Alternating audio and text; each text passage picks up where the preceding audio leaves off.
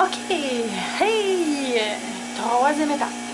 Donc, troisième étape, je remets mon pied normal. Haha, je vais me penser bonne avec mon super pied. Voilà, je place toujours mes fils à l'extérieur. Ceux qui se demandent tout le temps pourquoi ils ont des motons quand vous commencez à coudre, c'est parce que vous ne placez pas vos fils en arrière. Si vous avez votre pied normal comme moi, là, placez le fil entre les deux, puis couchez-le en arrière, puis il va rester comme ça. Ok, ici, je me suis rajouté une petite note que j'aimerais que vous rajoutiez. On est rendu à assembler la fourche à 3/8, donc à 1 cm, jusqu'à 2 cm avant l'entrejambe. Écrivez aussi dégager la patte en dessous. Vous savez c'est quoi la patte là? Donc vous la dégagez depuis le début qu'on la coupe pas jusqu'au bout pour pouvoir la dégager. Fait que si on s'en vient assembler et on oublie de dégager la patte qui est ici, qui est en dessous, ben là c'est comme si tous nos efforts ne valent plus rien. Voilà. Donc je m'en viens ici, vous avez cranté. Ici, voilà, si c'est pas déjà fait. Ah oui, ce qu'on vient faire, c'est vrai, avant d'aller faire ça. Un petit peu, avant d'aller faire ça, l'autre étape, c'est d'aller faire notre petite surpiqûre. Oui, c'est une surpiqûre, donc elle va paraître. Puis regardez sur vos pantalons, là, celle-là apparaît tout le temps. On n'oublie pas, c'est juste ça ici qu'on veut venir faire. Donc, je m'en viens faire ma petite surpiqûre que j'ai oubliée. C'est pour ça que je recule d'une étape. Là, je vous ai dit qu'on était rendu ici. Là. Je m'excuse, j'ai juste oublié ici la petite piqûre à un 16. Où est-ce qu'on arrête? On arrête au cran. Okay? C'est pour ça que moi, je préfère le cranter avant. Je sais exactement où arrêter. J'ai descendu mon curseur pour ne pas l'avoir des pattes. Je m'accote sur le zip. Avec le pied normal, c'est fantastique pour faire cette surpiqûre-là. Okay, fait que là j'arrive bientôt, je lève mon pied, il va être un petit peu plus difficile. Voilà, on va l'avoir, et voilà. Ok, je m'en viens jusqu'ici, jusqu'à mon cran. Celui-là, c'est rare, je dis ça, mais surpiqûre, puis je veux qu'elle ait un petit mini point d'arrêt de rien, je veux pas que ça se défasse. Okay, parce qu'une fois que le pantalon est tout assemblé, si ça se défait, il n'y a plus moyen d'aller reprendre ça. Là, on est tous poignés dans les petits bâtons. Bon. Là, évidemment, je vais retourner à ce que je disais, donc à notre super étape qui est écrite ici. Assembler la fourche à 3/8, donc 1 cm. Dégager la patte en dessous. Donc, ce que tout ça veut dire. Je m'en viens placer par-dessus. Ça, là, c'est tantôt. Là. Vous la voyez, là, elle est dessinée, mais c'est pour après, je me prépare. OK? Fait que ça, vous le faites pas tout de suite. C'est moi, ça. Parce que vu que je suis en vidéo, presque en direct, je ne veux pas perdre mon temps avec ça. OK. Je ne veux pas vous faire perdre votre temps plutôt. Je m'en viens assembler tout ça ensemble. Je vais aller repartir du cran. Je le vois, mon cran. Là. Il est ici, mon cran. Là. Il est là. C'est là que je vais venir assembler. Puis là, ce qui est important, c'est que, vous vous souvenez tantôt, on avait cousu à 8 mm. Là, on va coudre à 1. Donc, on s'en vient juste un petit peu à côté. Ce qu'il ne faut pas oublier, puis c'est ça que je vous ai fait écrire, c'est d'aller dégager la patte ici. Depuis tantôt, là, qu'on la coupe pas, cette petite Moses de patte-là, le bout, là, bien, on le laisse remonter pour être sûr que quand je viens assembler, je ne le pogne pas. Et ce qu'on dit aussi dans la techno, avant que je me place, là, il faut arrêter 2 cm avant l'entrejambe. Ça, c'est pas l'entrejambe. Ça, c'est la fourche. OK? Fait que je m'en viens assembler la fourche. L'entrejambe, c'est ça ici. L'entrejambe, ce qu'on nous dit, c'est d'aller les coudre d'aller coudre la fourche ensemble, mais d'arrêter à 2 cm avant la fin. Si je m'en viens ici, 3/4. Donc, j'arrête 3/4 avant la fin. Ça, voilà. OK? Tout ça ici, là, ce ne sera pas cousu. Pourquoi? Je m'en viens juste assembler ça ici parce que quand je vais coudre le restant, là, je prépare ma braguette, mais quand je vais pouvoir venir coudre mes entrejambes ensemble, mes entrejambes vont venir se coudre à 1 cm. Donc, si je couds ça jusqu'au bout, je pourrais plus venir, j'aurais plus de valeur de couture pour aller coudre mes entrejambes. OK, j'essaie de faire un petit zoom, ce sera pas long, je m'essaye, là. OK, comme ça. Donc, c'est pour ça que je veux pas venir coudre ce petit bout-là ici. Je veux que quand je viens coudre mes devants et mes dos, à l'entrejambe ici, je veux avoir mes valeurs de couture libérées. C'est pour ça qu'on ne coupe pas le dernier 2 cm. Là, si dans votre tête, vous vous dites, OK, mais si les valeurs de couture sont de 1 cm, que je libère 2 cm, c'est beaucoup, c'est le double. Ben oui, c'est sûr. Vous dites, ah, on aurait-tu pu libérer 1,5 cm? Ben la réponse c'est oui. Si vous n'êtes pas posé la question, oubliez ce que je viens de dire. Mais si vous avez eu cette réflexion-là, c'est que vous êtes allé juste un petit peu plus loin dans votre réflexion. Oui, pourvu que nos valeurs de couture soient libérées pour qu'on puisse venir coudre les devants et les dos ensemble. OK, à la fourche. Si je m'en viens ici, je m'en viens me placer comme il faut. J'ai ma petite patte qui est en dessous. Et là, on n'oublie pas, on commence du cran et on coud à 1 cm. Donc, un petit peu plus loin que ce qu'on voyait. Et là, évidemment, ça me prend un beau point d'arrêt. Okay, un beau petit point d'arrêt. Je place mes fourches une sur l'autre. Ça, là, bien important, je veux que ce soit vraiment, vraiment égal. Pour coudre des courbes, plus on la met droite, plus ça va être facile. Donc, je m'en viens pratiquement la mettre droite. Et pour une courbe concave, c'est facile de faire ça. Pour une courbe bombée, donc convexe, on peut pas, il faut tourner, là, mais sinon ça va vite. J'arrête ici. Oui, je vais faire un petit point d'arrêt, parce que je veux pas que ça se dépasse plus. Donc, je coupe mes petits fils. J'ai du stock sur la machine, il y en a partout. Je m'en viens ici. Voyez-vous, j'ai dégagé. Regardez, non, je vais dézoomer, ce sera pas long. J'ai dégagé ma petite patte, donc elle n'a pas été prise, fait que c'est parfait. Elle retrousse parce que je l'ai pliée, c'est parfait, ça prouve que je l'ai enlevé. Quand je reviens de ce côté-ci, ok, voyez-vous, ici, j'ai mon stopper qui est dur, qui est ici. Quand je vais venir coudre ma surpiqûre sur le dessus, je ne vais pas aller cogner, elle est plus haute. Je peux même aller faire une double surpiqûre au-dessus, puis je ne cognerai pas dedans encore. Donc, c'est génial.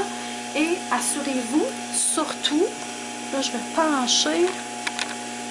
OK. Assurez-vous surtout que vous ne voyez pas. Regardez, là. Ici, là, quand il est pressé, je vois pas ce qu'il y a en dessous. Si vous autres, ça arrive, ça fait ça comme ça, là, c'est pas bon, ça. OK?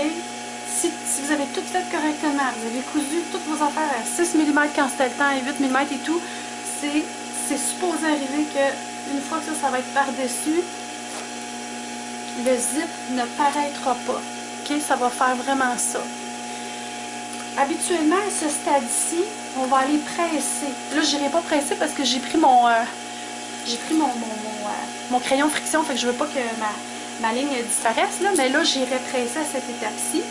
Je vais être sûre que ça ne revienne pas, puis je ne veux pas lui faire un bourrelet non plus. Il y en a des fois, là, ça donne ça, là. Non, non, non. On plie vraiment sur le bord. C'est pas pour rien qu'on fait une sous-piqûre.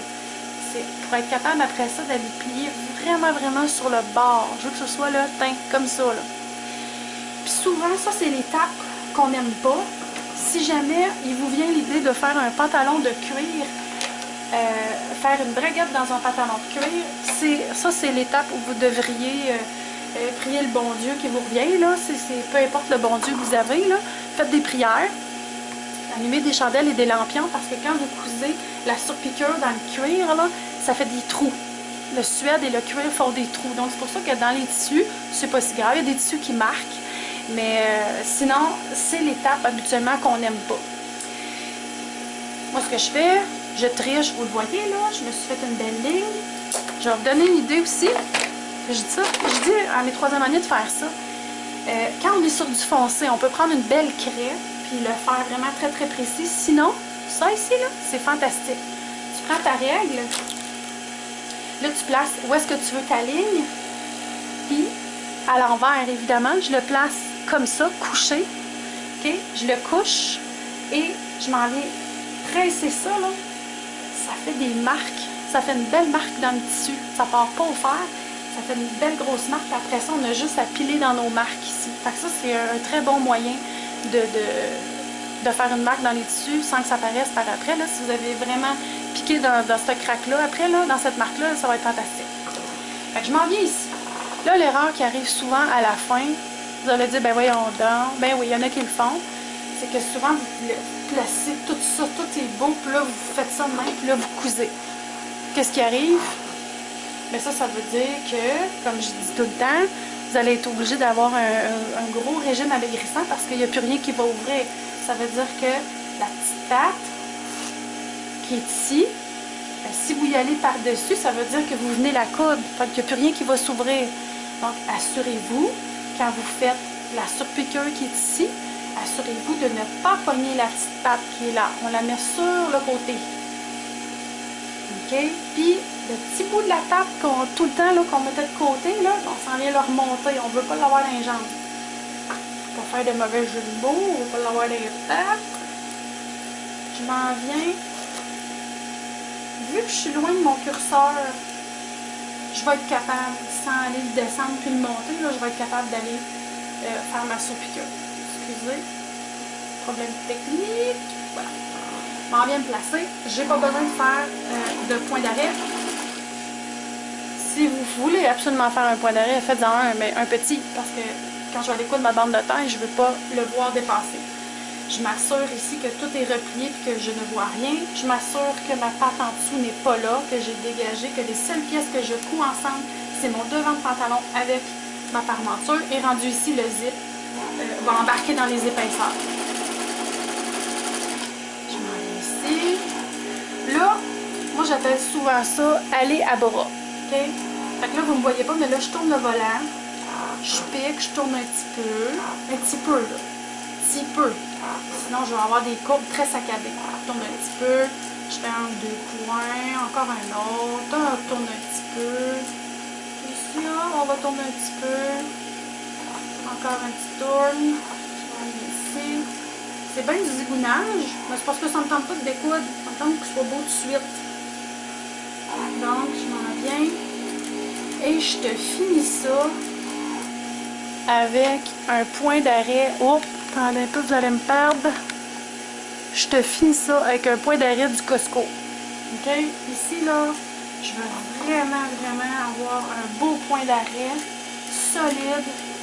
Peut-être un petit peu plus long s'il faut, mais je veux que ce soit vraiment solide. Et comme dans les jeans, je vais vous montrer. Regardez ma petite patte ici. Ma petite patte n'a pas été cousue. C'est génial. Je n'ai pas eu mes épaisseurs parce qu'elle était dégagée. Donc, ici. Là, j'irai au fer, fait que ma ligne de bleu va disparaître. Qu'est-ce que je voulais dire? J'avais quelque chose à dire. Non, je ne sais plus. Attends, je vais continuer puis ça va me revenir. OK. Fait que quand vous faites la petite ligne... Ah oui, c'est vrai, ce que je voulais dire, c'est les points de tac. Donc, ici, là, pour que ce soit bien solide, regardez sur vos jeans, vos pantalons que vous avez en ce moment, souvent, là, ils vont les faire avec la grosse taqueuse d'une machine qui ne fait que ça, taquer, là. Ils vont aller faire un gros point de tac ici, tac, tac, tac, tac. Souvent, vous allez peut-être en avoir même dans les courbes quand il y a des surpiqûres doubles. Tac, tac, tac, tac. Ici, là, vous allez en avoir, ce qui fait encore plus solide, OK? Fait qu'ici, habituellement, il y en a une. Si vous voulez faire une deuxième surpiqûre, il n'y a rien qui vous empêche de prendre votre crayon friction puis aller faire votre deuxième petite courbe au-dessus. Faites-la pas à l'extérieur. Regardez-moi la ligne là. J'ai suivi à peu près ma parmenture. Okay, la parmenture, vous vous souvenez, elle était un peu croche. Fait que c'est sûr que pour que ce soit droit de ce côté-là, ça va être une petite affaire croche à l'intérieur, mais au moins je suis toujours sur ma parmenture. Okay? Fait que si j'allais faire ma surpiqûre juste un peu à côté, whoop, là je tombais dans une épaisseur, ce que je veux pas. Donc moi je suis allée la faire le plus à l'extérieur possible. Et si j'avais une deuxième surpiqûre à faire, j'irais la faire ici à l'intérieur. Okay? Je veux m'assurer aussi que tout, oups, je vais me tasser, tout ici finit flush et égal. Ça c'est super important.